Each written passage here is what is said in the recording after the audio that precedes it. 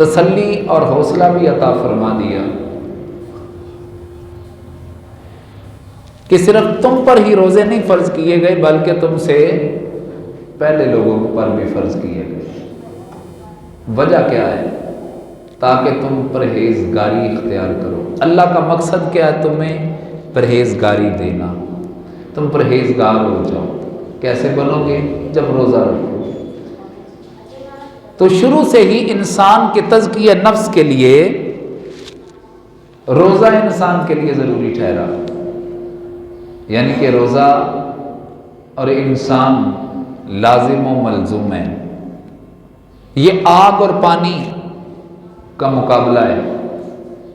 اللہ کی رحمت کا پانی انسان کی نفسانیت پر جب پڑتا ہے، وہ برسات رحمت کی برکھا برستی ہے تو انسان کی نفسانیت والی آگ بجھ جاتی ہے۔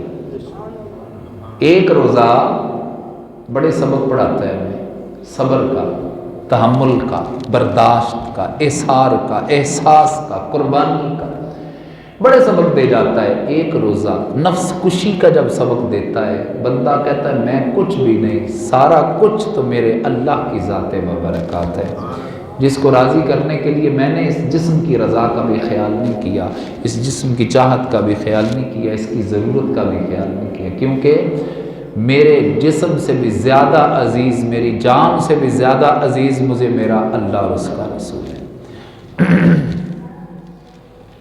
اس حسین مقام کو یوں سمجھیے، اس بڑے ہی پیارے اور خوبصورت مقام کو سمجھیے۔ لذت کیا ہے اس میں؟ بڑھ جائے گی لذت۔ ایک انسان اچھا عمل کرے، اللہ فرماتا ہے کہ میں اس کا اتنا بدلہ نہیں دیتا بلکہ اس سے 10 گنا زیادہ اجر عطا کرتا ہوں۔ کوئی بھی نیکی کرے نا کوئی بندہ، اور صرف یہ نہیں کہ نبی پاک صلی اللہ علیہ وسلم کی اس امت کے لیے یہ اللہ نے فرمایا تھا، نہیں، ہر انسان کے، ہر بندے کے لیے کوئی بھی اچھا عمل کرے اللہ کی رضا کے لیے، ایک نیکی کرے، کوئی بھی کرے، حقوق اللہ سے ہو، حقوق العباد سے ہو، اس کا ذاتی مسئلہ ہو، اجتماعی نیکی کرے اللہ کی رضا کے لیے، اکیلا بیٹھ کے نیکی کرے یا لوگوں میں بیٹھ کے نیکی کرے، خلوت میں کرے یا جلوت میں کرے، تنہا کرے یا اجتماع میں کرے، اپنے لیے کرے یا کسی کو بھی ساتھ ملا کر کرے، جیسی بھی کوئی ایسا کام کہ فرشتہ جو کرامن کاتبین نیکیاں لکھنے والا فرشتہ ہے، اسے نیکی کے رجسٹر میں ادھر درج کرے گا، ادھر اللہ تعالیٰ کم از کم اس ایک نیکی جیسی 10 نیکیوں کا خود سے ہی ثواب عطا فرمائے گا۔ عام ہے، یہ عام ہے۔ اور فرمایا صرف اتنا ہی نہیں بلکہ تو خالص ہو جا میرے لیے، ایک نیکی کرے گا میں تجھے ایک نیکی کا 700 نیکیوں کا ثواب عطا کروں۔ اچھا جی، اس کی مثال یوں سمجھیے، مثال میری بڑی چھوٹی ہوتی ہے، اللہ کی ذات بابرکات تو ہماری سوچ اور گمان سے بھی بڑی نا، ہمارا ذہن چونکہ چھوٹا ہے اس لیے مثال بھی اس میں چھوٹی ہی سمجھ آئے گی نا، تو مثال سمجھانے کے لیے ایک ملازم ہے، اس نے اپنے آنر سے یا اپنے مل مالک سے، فورمین سے، اپنے افسر سے معاہدہ کیا ہے، اجارہ کیا ہے، میں 1 گھنٹہ کام کروں گا تو اتنے پیسے لوں گا۔ تو جب 1 گھنٹے کے اتنے پیسے ہیں تو 2 گھنٹے کے اس سے ڈبل ہوں گے، 3 گھنٹے کے اس سے زیادہ ہوں گے، اس طرح پر آور اتنے پیسے لوں گا۔ اس سے کام لیا گیا، اس نے 5 گھنٹے لیا، 8 گھنٹے لیا، 8 گھنٹے کی اس کو مزدوری ہاتھ میں پکڑائی، اس نے مزدوری لے کر کہا جی شکریہ جناب، بڑی مہربانی، چلا گیا، ٹائم پہ مزدوری دے دی۔ فرمایا مزدور کا پسینہ خشک ہونے سے پہلے اس کی اجرت دے دو۔ اس نے کہا جی آپ کی بڑی مہربانی، وہ تھینک فل ہو کر گیا، خوش ہو کر گیا۔ اگلے دن آیا اسی کمٹمنٹ پہ، مثال کے طور پہ اگلے دن آیا، اس نے اگر 12 گھنٹے کام کیا ہے، مالک نے اسے 24 گھنٹوں کے پیسے دے دیے، وہ حیران کا حیران رہ جائے گا۔ کمٹمنٹ میری یہ تھی کہ 12 گھنٹے کے یا 8 گھنٹے کے اتنے پیسے ہوں گے، پر آور یہ آپ سے طے ہوا تھا، آپ نے اتنے زیادہ دے دیے، کیوں؟ مالک نا مجھے تو اچھا بڑا لگا ہے، تیرے اوپر پیار آیا، مہربانی شفقت امڑ آئی ہے، جا لے جا۔ اگر وہ مالک ہو، مالک کون ہوتا ہے؟ جس نے غلام خریدا ہو۔ نوکر ہو، جس جگہ پر ملازمت کرتا ہے وہاں کا غلام نہیں ہوتا، خریدا نہیں ہوتا، اس نے اپنا وقت بیچا ہوتا ہے، اپنی ذات کا سودا نہیں کیا ہوتا، اس نے وقت کا، کام کا، ہنر کا، فن کا سودا کیا ہوتا ہے، اس نے اپنی ذات کا سودا نہیں کیا ہوتا، مگر پھر بھی وہ اسے مہربانی کیا کر جاتا ہے اور بڑا ہی خوش ہو جاتا ہے۔ اگر وہ دگنا اجر دے دے، دگنی اجرت دے دے تو بڑا خوش ہو جاتا ہے۔ اور ایک ہے غلام۔ غلام کون ہوتا ہے؟ یہاں پر مزدور سے مزدوری کروائی جائے تو شام کو اجرت نہ دی جائے، وہ احتجاج کرتا ہے کہ میرا حق دو مجھے، میں حق بجانب ہوں اپنا حق مانگنے کے، کیوں نہیں دیتے تم؟ وہ احتجاج کر سکتا ہے، مگر غلام سارا دن کام کروانے کے بعد بھی مالک کچھ نہ دینا تو وہ احتجاج نہیں کر سکتا۔ کیوں؟ سر کے بالوں سے لے کر قدموں کے تلووں تک سارے کا سارا بکا ہوا ہے، اس نے خریدا ہے۔ وہ زر خرید غلام، آقا رلائے تو روئے گا، وہ ہنسائے تو ہنسے گا، وہ کھلائے تو کھائے گا، وہ نہ کھلائے تو بھوکا رہے گا، وہ دھوپ میں کھڑا کر دے کھڑا ہو جائے گا، وہ بٹھا دے بیٹھ جائے گا، وہ لٹا دے لیٹ جائے گا، وہ جب چاہے اٹھا دے۔ اس کے دل میں شکوہ نہیں آنا چاہیے، کیوں؟ اس لیے کہ تیرا حق ہی نہیں بنتا، تو اپنے حق کی بات ہی نہ کر، تو سارے کا سارا اس کا ہے۔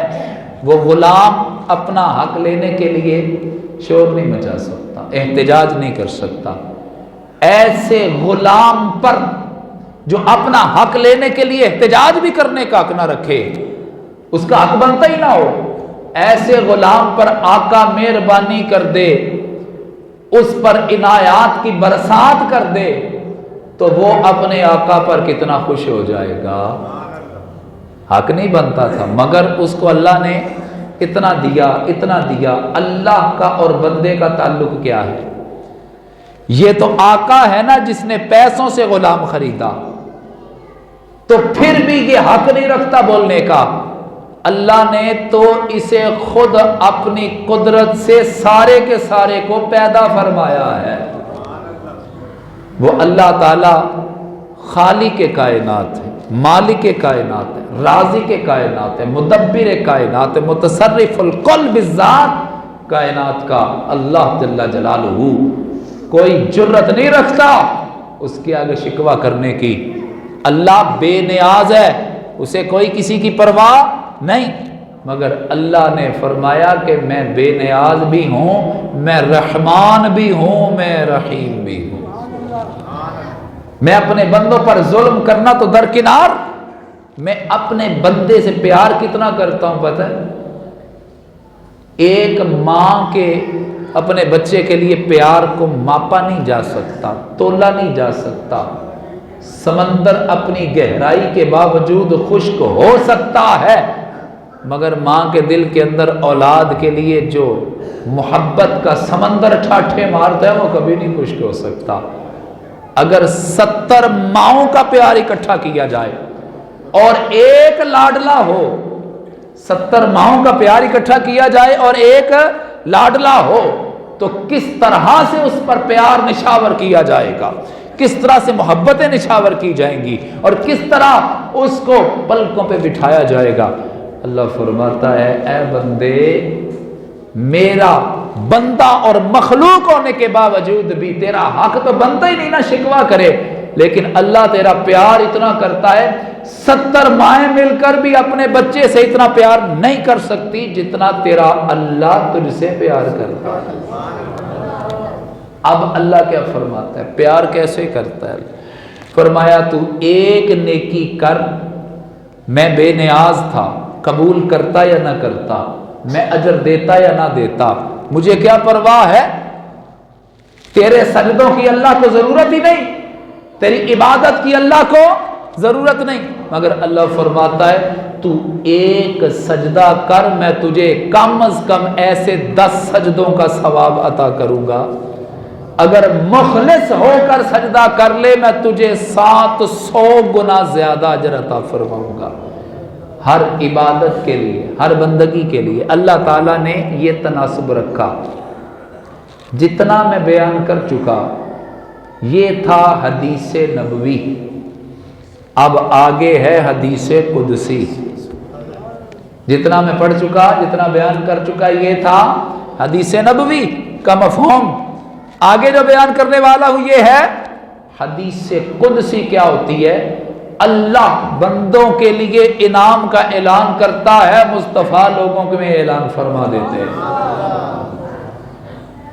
فرمایا میرے محبوب علیہ السلام یہ جو پہلے ہم نے ریشو بیان کی ہے نا، یہ عام نیکیوں کے لحاظ سے ہے کہ ایک نیکی کر خالص ہوتا جا، 700 گنا تک تیرا اجر بڑھا دیا جائے گا، الا الصوم، سوائے روزے کے۔ مالک کیوں؟ اس لیے فرمایا کہ تیری شماریات، تیری کیلکولیشنز ختم ہو جائیں گی، روزے پر جتنا اجر و ثواب ملے گا تیری شماریات میں بھی نہیں آ سکتا۔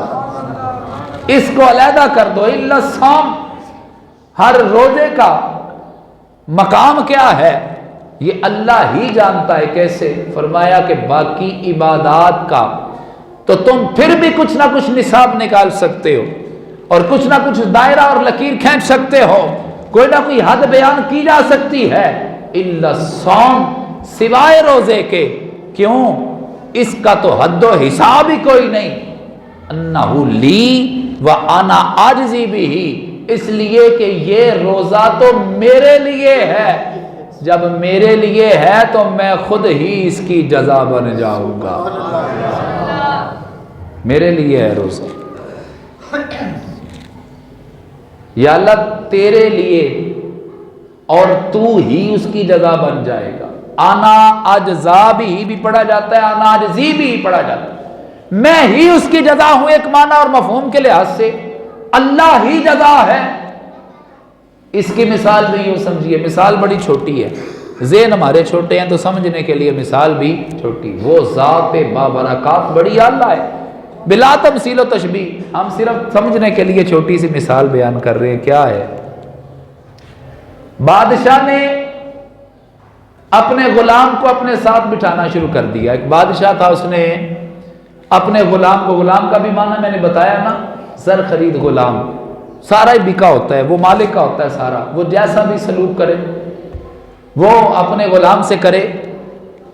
اسلام نے انسانی حقوق بتائے ہیں، ویسے درندوں کا وہ معاشرہ جسے کہا جاتا ہے جہالت کا دور، ایسا ہی کیا جاتا، وہ غلام ہے لیکن پھر بھی بادشاہ اپنے ساتھ بٹھاتا ہے اسے۔ وزیروں مشیروں نے کہا جی حضرت ہماری انسلٹ ہے یہ، ہم خاندانی لوگ ہیں، ہم اشرافیہ کے لوگ ہیں، اس سلطنت کے لیے بڑی کوشش کرتے ہیں، ہم سیاسی ہیں، بصیرت والے بندے ہیں، ہمارا اس کا مقابلہ ہی کوئی نہیں، یہ ہمارے ساتھ دربار میں ہماری سیٹوں کے مقابل بیٹھ جائے تب بھی ہمیں گوارا نہیں، آپ نے تو اس کو اپنے ساتھ بٹھا رکھا ہے، ہمیں تو تخت کے قریب بھی نہیں جانے دیا جاتا، تو یہ تخت پر آپ کے ساتھ بیٹھا ہوتا ہے، اس پیار کی وجہ بتا دیجئے ورنہ اسے اپنے تخت سے اتار دیجئے، ہمیں یہ گوارا نہیں ہے، یا تو ہمیں مطمئن کر دیجئے۔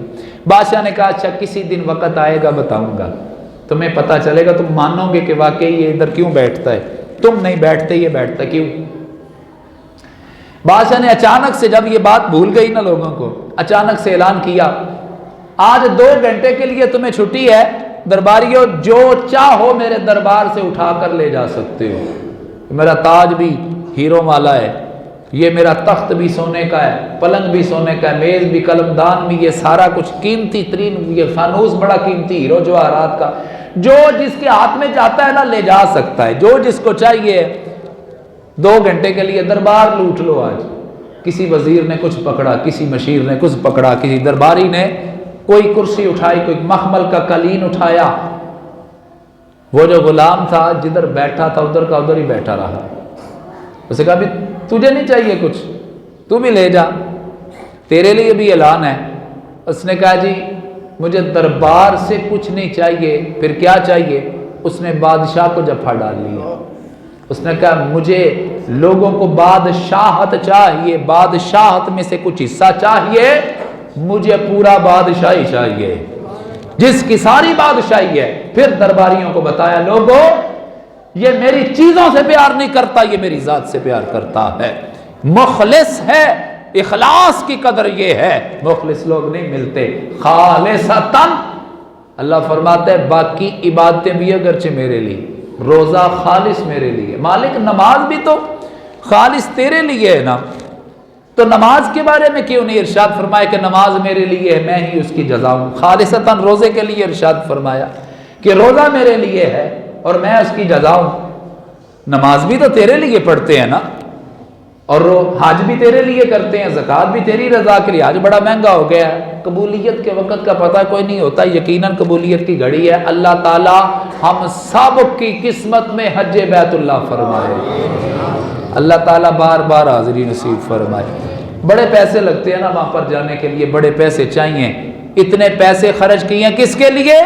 اللہ کی رضا کے لیے، مگر اللہ کا گھر دیکھ کے بھی آیا ہے، نبی پاک صلی اللہ علیہ وسلم کی دہلیز مقدس پر بھی حاضری دی ہے، تو یہ سارا اللہ کی رضا کے لیے تھا، مگر اللہ نے وہاں پر یہ نہیں فرمایا کہ یہ میرے پاس آنے والا میرا مہمان میرے لیے آیا ہے میں اس کی جزا دوں گا، یہاں پر بھی نہیں فرمایا، کسی اور بندگی کے لیے نہیں فرمایا۔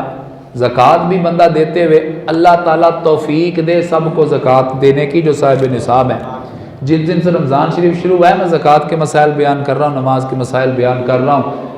لاہور لکھو، لاہور، لاہور کا لام الف لا والا جو الف والا ڈنڈا ہے نا، اگر لاہور کا یہی صاحب نصاب زکوٰۃ دے دے پاکستان سے غربت کا خاتمہ ہو سکتا ہے۔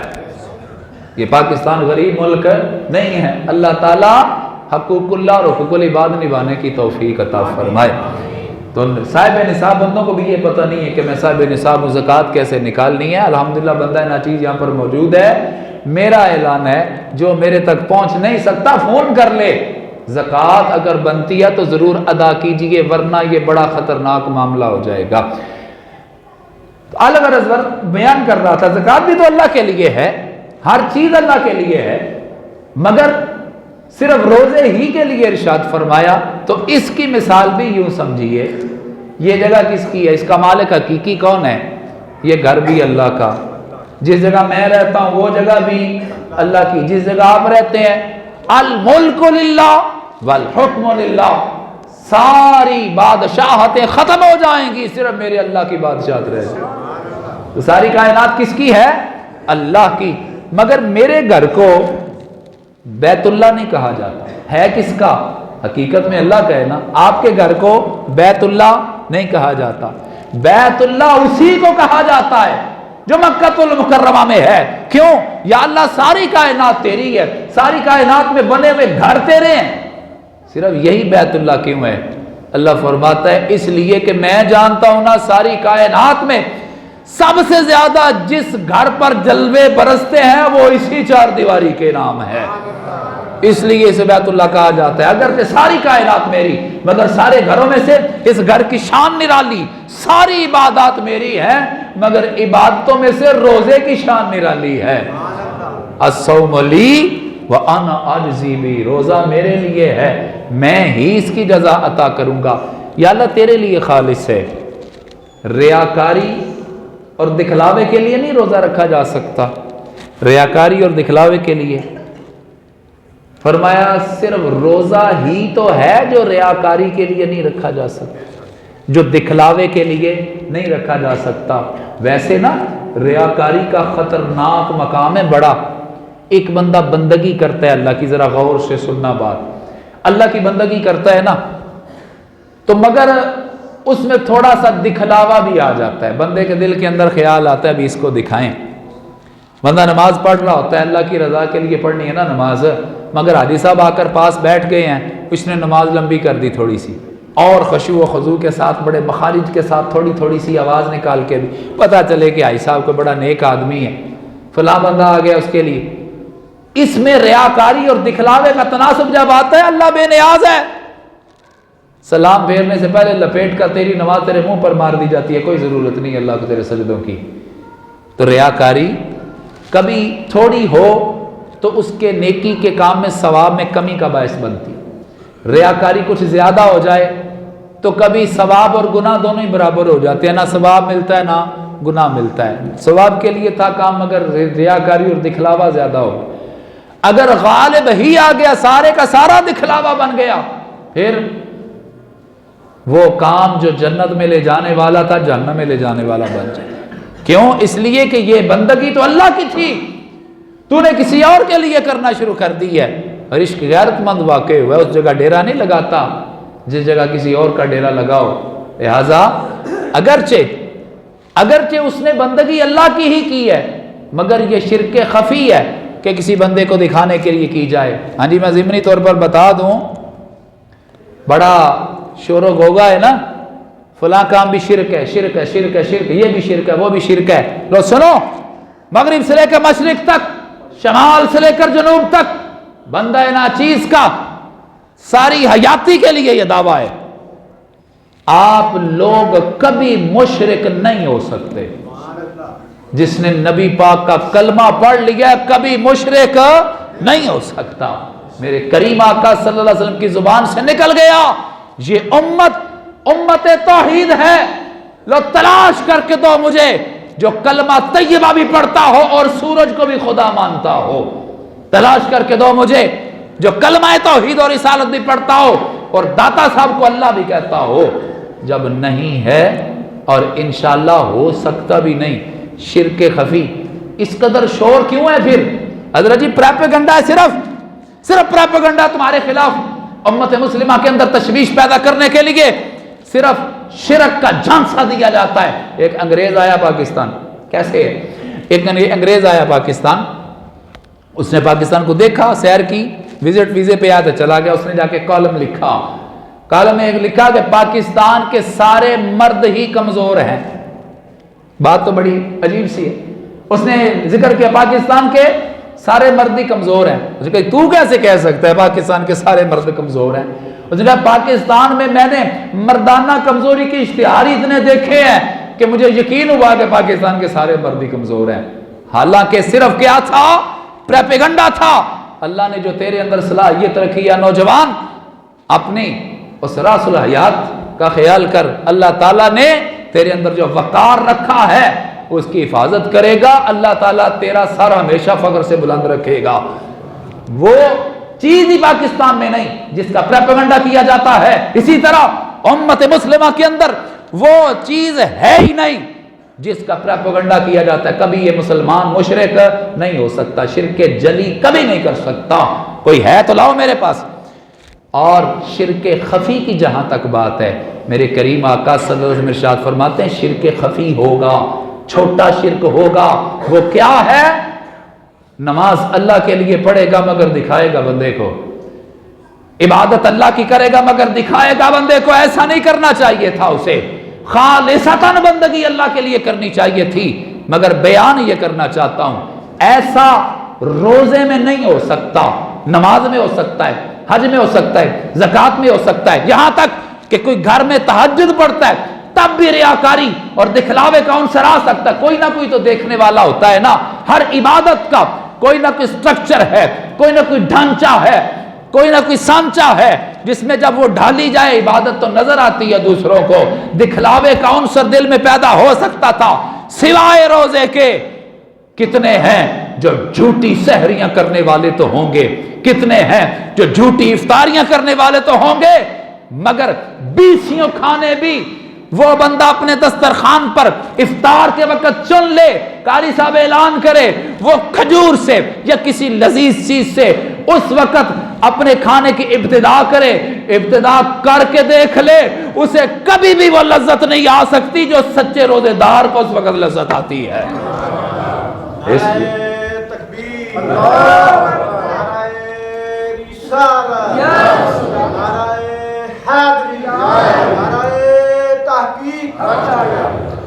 وہ روسٹ بروسٹ کے ساتھ افطار کر کے دیکھ لے، یہ روزہ دار صرف پانی کے گھونٹ سے افطار کر کے دیکھ لے۔ الصوم لی، کبھی ہو ہی نہیں سکتا کہ کسی کو دکھانے کے لیے روزہ رکھا جا سکتا ہو، سحری دکھانے کے لیے، افطاری دکھانے کے، مگر روزہ تو امساک کا نام ہے نا، روزہ تو رک جانے کا نام ہے۔